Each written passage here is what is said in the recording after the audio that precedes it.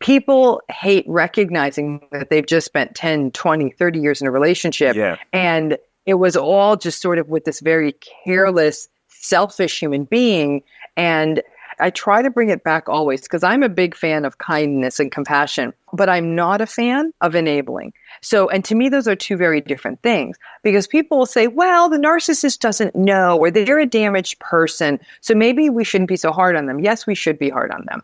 I absolutely think that every human being, unless they're severely psychotically mentally ill, every human being has the capacity for mindful, clear thought, intentional behavior, and awareness of how their behavior impacts other people. That may be harder for some people, but I don't think, for example, I don't think anyone should be deliberately cruel to a narcissist, even if they're being deliberately cruel to you. So I'm not a fan of that. I am a fan of boundaries and stepping away, but some people will take the attitude of, oh, no, you shouldn't even step away from the narcissist. That's not very nice to them. I said, no.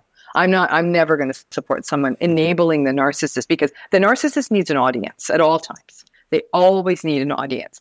And when that audience goes away, that's when they become very uncomfortable and they become very sad and they become very angry. And so I think that for people, it's that sense of, no, you didn't have the parent or parents you wanted. Yes, this relationship in many ways is a farce. No, you're not going to get advanced in this job. Yes, these people will always make more money than you. These are very uncomfortable truths, but I think people have to engage in some form of acceptance or they're constantly going to be pushing the rock up the hill just to have it come rolling back down again. Yeah, yeah. And then it comes back to that scale, doesn't it? Which is, it's quite hard to know whether the people they love are further down the scale, in which case there's some hope, or further up the case, in which case there's no hope. And that's, I suppose, the big work in working it out.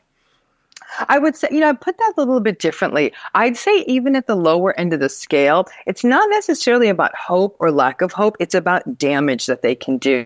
So that more superficial selfie, look at me on vacation, Instagram person, they're ridiculous. But I have to say that can be a very exhausting relationship. If you're married to this person and you're trying to raise kids with them, and they're actually more concerned with how their filter looks on their picture than helping get children ready for school, that's actually just as exhausting, perhaps, for someone who is with a more wicked narcissist, but who may be instead their boss. Do you see what I'm saying? Yes. And if that sort of very superficial, benign-ish narcissist is saying, how dare you call me out? I'm not doing anything wrong. Maybe you're jealous of me.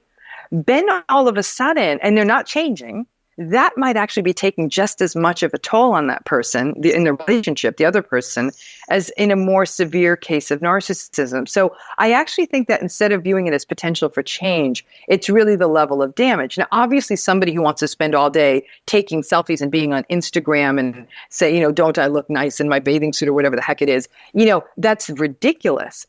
At the higher ends of the narcissism spectrum, where people might be cheating, lying, taking your money, isolating you from the world, obviously those patterns are more psychologically dangerous. But if for some reason, all of a sudden a person at that higher end decided that they wanted to make some changes, it's that willingness of the narcissist to say, this isn't okay. My behavior has resulted in everyone around me getting hurt. I've got to make some changes. I don't like what I've become. Then the hope is really in that recognition rather than the severity.